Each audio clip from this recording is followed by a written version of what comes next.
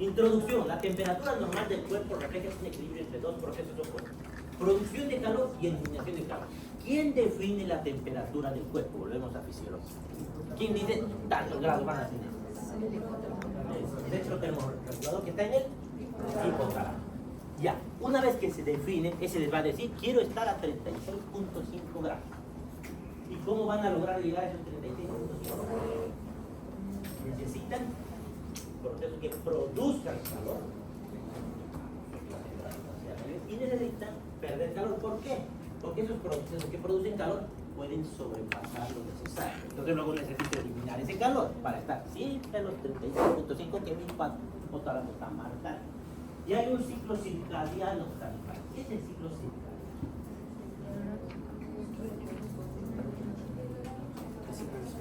O sea que el horario en todo el día no es igual, la temperatura no va a estar igual todo el día. ¿Y de qué depende el proceso circadiano, el ciclo circadiano? Sol. La luz del sol, ¿qué va a hacer? ¿Qué va a activar? La melatonina. Y la melatonina, su cerebro, ¿qué les va a decir? Es de día, no es de noche. Por eso cuando no tienen el sol, se desorienta. ¿Y eso qué va a hacer? Que se libere. ¿A qué hora inicia el ciclo circadiano? ¿A qué hora se activa? Madrugada. ¿Y qué va a suceder? ¿Qué se libera? Cortisol, que dice, ya, despertate, hay que comenzar a hacer cosas. Y no sé quién nos despertamos, pero antes veces. Entonces, con eso la temperatura no va a ser la misma, van a haber variación. No solamente esa variación del día, sino hay otra variación. No va a ser lo mismo que se tome la temperatura axilar, oral o óptica, no sé. Va a haber también variaciones o restantes para el apéndice. Entonces, ¿qué cosa produce calor?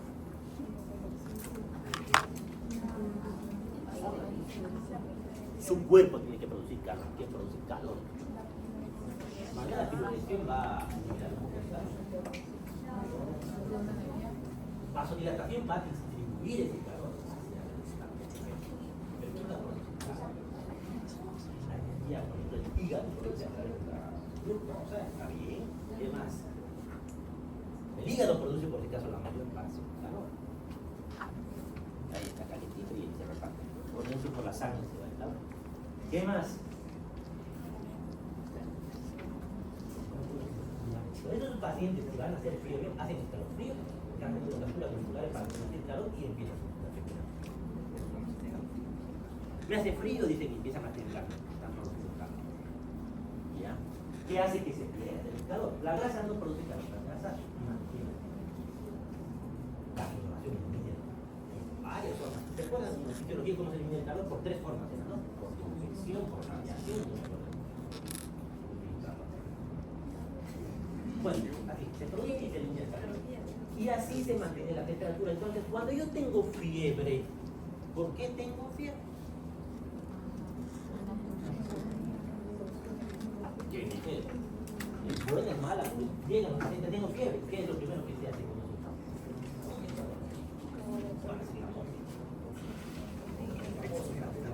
Se hace famoso en todos lados. ¿Será buena o será mala la fiebre?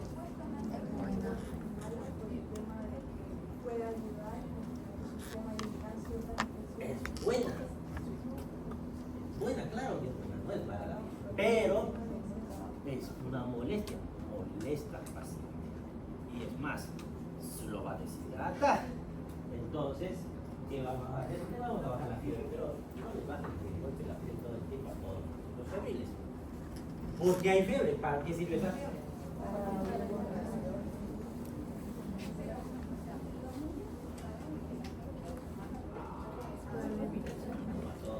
Pero bien, casi nadie sabe que los niños solamente los adultos no existen convulsiones con fiebre.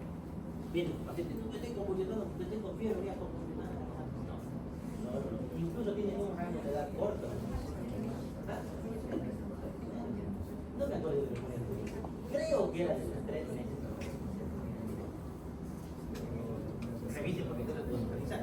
Hasta médicos me han llamado, voy a referir un paciente porque está con convulsiones febriles. Pero ¿por qué me llaman a mí? Mi hospital no atiende niños, llame al hospital de niños, pero tiene 30 años. Entonces, ¿por qué me hablan? No hay convulsiones por fiebre. Pero ya, estos son, tampoco es que le vamos a comprar toda, eso van a la 40 grados. ¿No? ¿Qué más? ¿Para qué sirve la fibra? Entonces, que solamente cristalizar. Las bacterias y los virus no pueden sobrevivir muy bien en extremos. Entonces, la fiebre nos sirve para deshacernos de esas bacterias. Son patógenos. Pero no nos gusta porque nos hace sentir mal, sinceramente. Por eso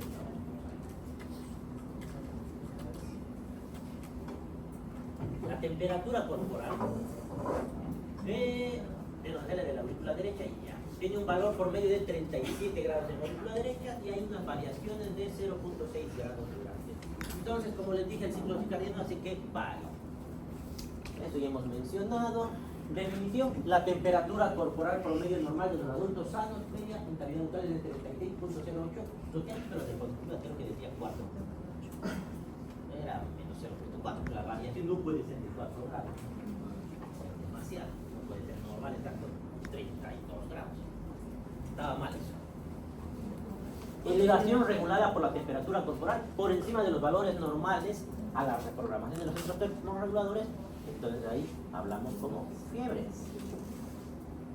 Cuando la fiebre es muy elevada, más de 41 grados, se identifica como hiperpirexia. Es otro término que suelo preguntar en el examen. ¿Cuándo es hiperpirexia? Cuando está por encima de los 41 grados. Y ahí, lógicamente, esa temperatura no nos sirve para eliminar bacterias. Y eso nos va a ayudar a nosotros. El término hipotermia define la temperatura corporal central de menos de 35 grados. Diagnóstico diferencial. En ocasiones los registros térmicos mayores a 37.5 en la cavidad oral pueden plantear el diagnóstico diferencial entre fiebre e hipertermia. Y como que suena lo mismo, ¿qué significa hipertermia? Pero la palabra sencilla, está perfecto, pero hipertermia significa semánticamente mucha temperatura, entonces no es lo mismo que fiebre. Pero hay una diferencia ahí, planteada una diferencia. Se define la hipertermia como la elevación de la temperatura corporal por encima de los valores normales. Algo está mal aquí, algo está mal, no sé si no está bien. Pero en la literatura lo que menciona es por encima de lo que manda el centro termorregulador. Si su centro termorregulador le dice que tenemos que estar a 37, pero aparecen 39 grados, algo está fallando, algo no está corto, no está haciendo caso el cuerpo. Y ahí le llamamos hipertermia. Y esa hipertermia se va a producir por la producción excesiva de calor, por la disminución de la disipación de calor o por la pérdida de la regulación central. Todo eso va a provocar hipertermia. Eso no nos va a ayudar en mucho, eso nos va a hacer caso, hasta pueden morir. Desde el punto de vista fisiopatológico, la hipertermia se produce por un fracaso de los mecanismos periféricos para mantener la temperatura corporal, normalmente determinada por el hipotálamo. Ahora sí ya tiene más. En la fiebre, el centro termorregulador es en respuesta a citoquinas y produce cambios en los mecanismos periféricos para generar y conservar calor hasta alcanzar un valor más elevado a la temperatura. Entonces, es secundario a un motivo. Hay liberación de citoquinas, por ejemplo, porque hay bacterias que provocan infección, inflamación, y esas citoquinas nos dicen necesitamos elevar la temperatura corporal para deshacernos de ellos. Ambos procesos representan distintos mecanismos de elevación de la temperatura corporal y por tanto el tratamiento es diferente. Si es hipertermia nerviosa o paracetamol, no va a funcionar, no va a bajar la temperatura. Solo va a bajar con medidas físicas. ¿Qué medidas físicas se usan para bajar la temperatura? Eso, agua fría, su baño de agua fría, ¿qué más? Hasta alcohol que les pongan, lo que sea que le pongan, que baje la temperatura. Ahora, en el libro creo que no está tan bien explicado, pero aquí en nuestro medio, ¿cómo considera la temperatura normal? No olvídense de eso de que en la axila y se van a confundir. Es normal, le daremos un número normal. ¿De cuánto a cuánto es normal? 36.5 a 37.5. Ahí consideramos normal. Y de ahí aparecen algunos nuevos términos que es fiebre y demás. El diagnóstico diferencial entre fiebre y hipertermia actualmente es difícil. Se basa en una minuciosa historia clínica y no en los registros térmicos o en sus patrones. No obstante, valores de más de 42 grados expresan hipertermia y sabemos que eso no está regulado por el sistema nervioso central.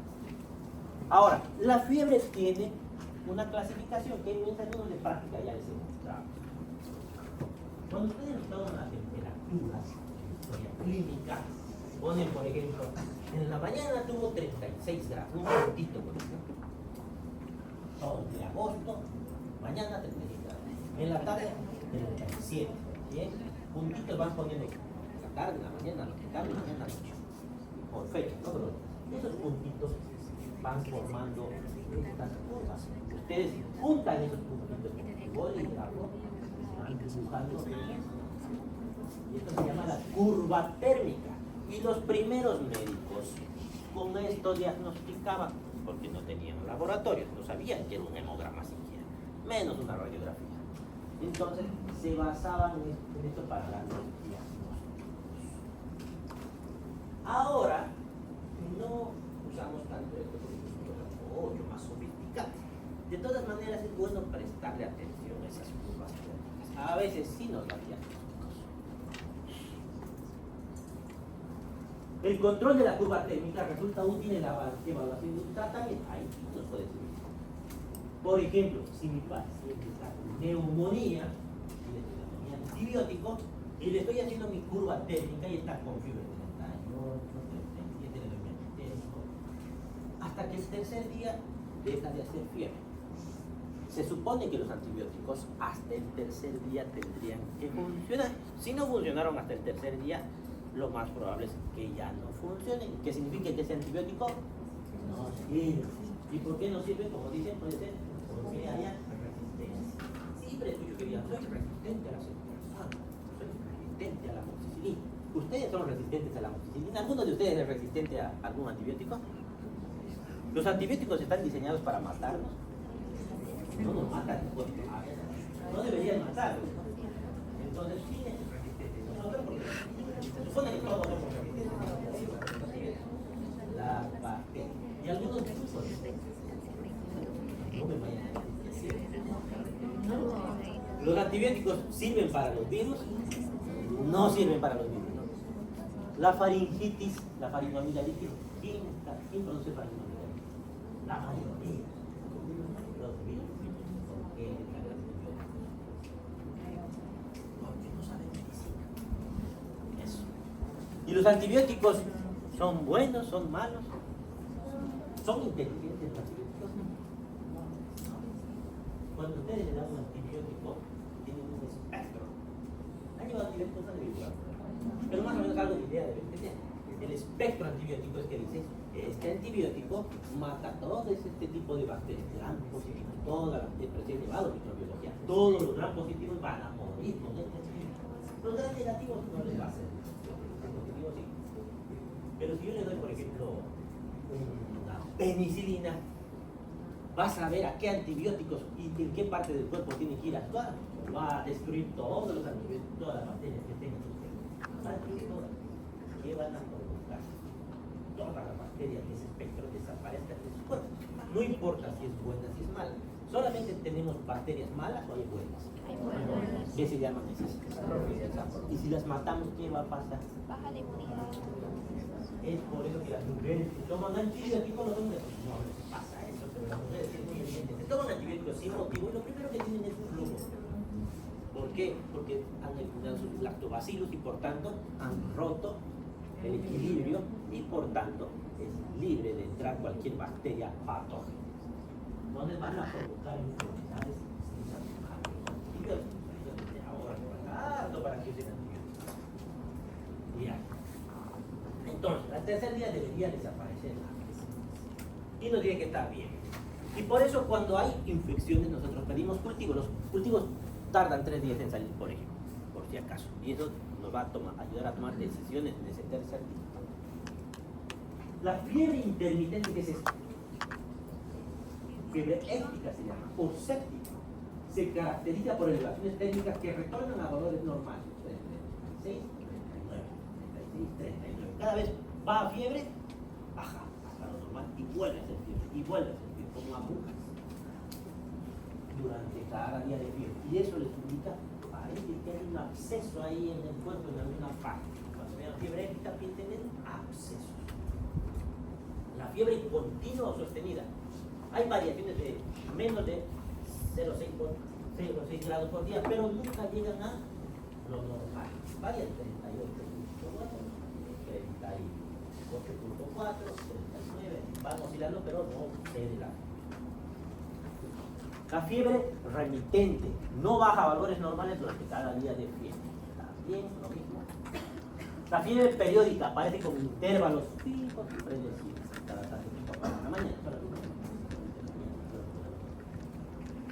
La fiebre recurrente es que reaparece después de 1 o 2 o más días de apirexia. ¿Qué es apirexia?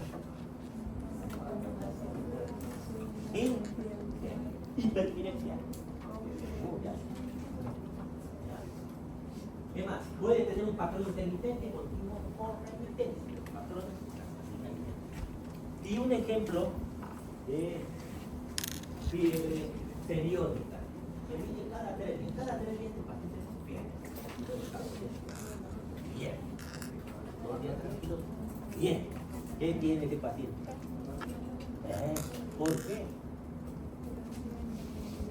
Porque tiene malaria. La malaria está producida por qué?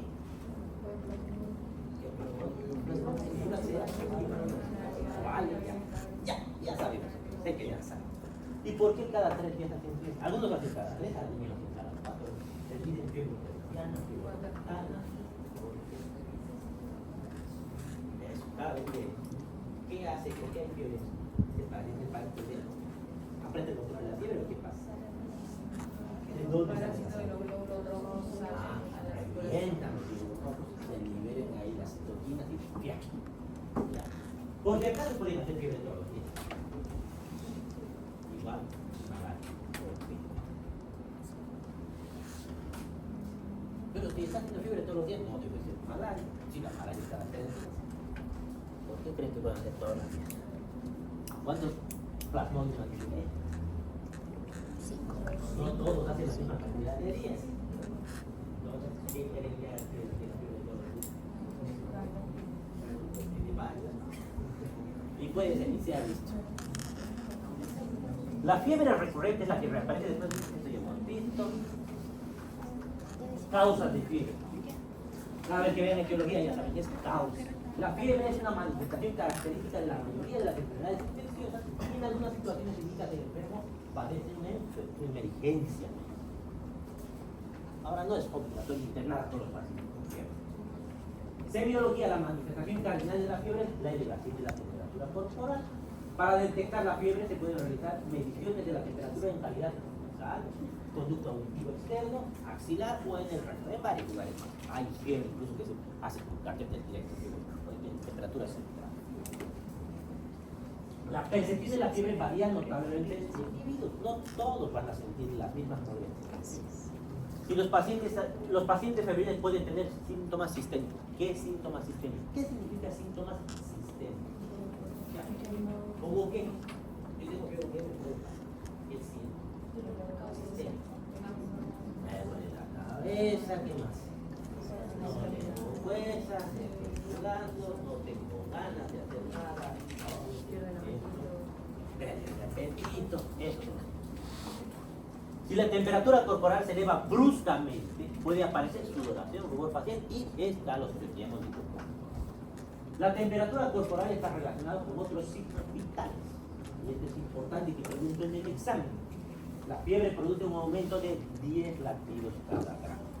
Entonces, si mi temperatura normal es 36 grados y tengo 38 grados de fiebre, ¿cuánto debería ser? 20, ¿no? Entonces, no, 2. Entonces, ¿cuánto debería tener de 20? ¿Cuánto debería tener? ¿Cuánto es de frecuencia cardíaca normal? Si mi frecuencia cardíaca como individuo normalmente es 70, ¿hasta cuánto va a subir? Y eso se considera normal. Ahora, ¿y qué pasa si no sube esa frecuencia cardíaca? ¿Se acuerdan lo que era taquicardia y bradicardia? ¿Qué es taquicardia? ¿Bradicardia? A esto se llama bradicardia relativa. Cuando un paciente no sube esa cantidad de latidos que debería ser de los 10 grados centígrados, estoy en bradicardia, no estoy en bradicardia, pero no ha subido como debería de resonancia cardíaca. Debería estar más, tengo 40 grados de fiebre, pero estoy con 70 de frecuencia cardíaca. ¿Estoy en bradicardia? No estoy, pero se le llama bradicardia relativa. ¿Por qué es relativa? Porque no debería estar esa frecuencia, debería haber subido, estoy en 40 grados más. 36 era mi normal, normalmente. Exactamente. Entonces, cuando vean que no acelera el corazón, hay que pensar en un diagnóstico. Le vamos a llamar bradicardia relativa y vamos a pensar en fiebre tifoidea. ¿Fiebre tifoidea? Bradicardia relativa. No sé si han entendido el concepto de bradicardia relativa, porque a veces no lo entienden, no lo comprenden. No significa que esté en bradicardia como tal, significa que no ha subido como debía haber subido mi frecuencia cardíaca. Interpretación clínica y enfoque diagnóstico. La fiebre es un reactante de fase aguda. ¿Quiénes son reactantes de fase aguda?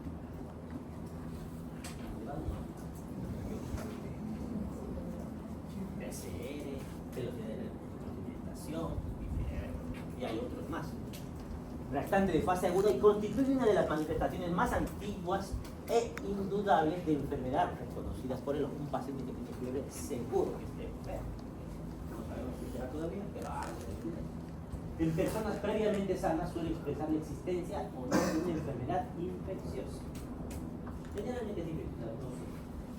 ¿Qué otras cosas pueden producir fiebre que no sean infecciosas? Cáncer, ¿qué más?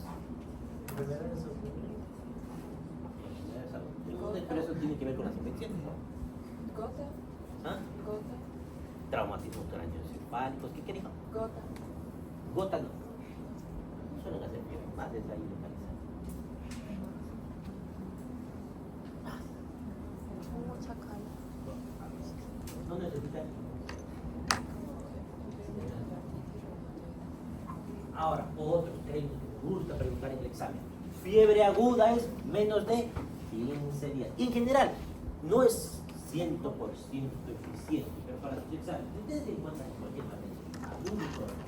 La diferencia entre agudo y crónico, agudo suele ser menos de 2 semanas o 15, 14 días en 2 semanas. 15 días en los libros normalmente, o 2 semanas. Y cuando es más de 2 semanas es agudo, no siempre. Por ejemplo, en la diarrea hay algunos términos que por ahí hablamos de 4 semanas, 2. Pero en general, la mayoría de las veces, cuando no saben, no se acuerdan, y ahora cómo era agudo, me la acuerdo, menos de 2 semanas es agudo. La mayoría de las veces. Y en este caso, funciona. Fiebre aguda es menos de 2 semanas de duración en el enfermo inmunocompetente. No es lo mismo que inmunocomprometido. ¿Qué significa inmunocompetente? Su sistema inmunológico está funcionando perfectamente, tiene buenas defensas. ¿Y qué significa inmunodeprimido? Ejemplo. VIH es mejor. ¿Quiénes más? Lupus. Todas las enfermedades autoinmunes como lupus, artritis reumatoide. ¿Quiénes más? Síntomas Diabetes. por alguno. Están automáticamente inmunosuprimidos porque los corticoides ojo con eso, con sus tratamientos. No le van a dar una infección por corticoides. Es como echarle gasolina al fuego. Salvo excepciones muy contadas que hay que saber cómo usar. En general no le den. La mayoría de las veces las causas más frecuentes son infecciones, no existen patrones ni magnitud de fiebre asociadas a algo específico, el grado de elevación de la temperatura corporal no se correlaciona con la gravedad de la enfermedad. No porque tengo más fiebre, mi bacteria más.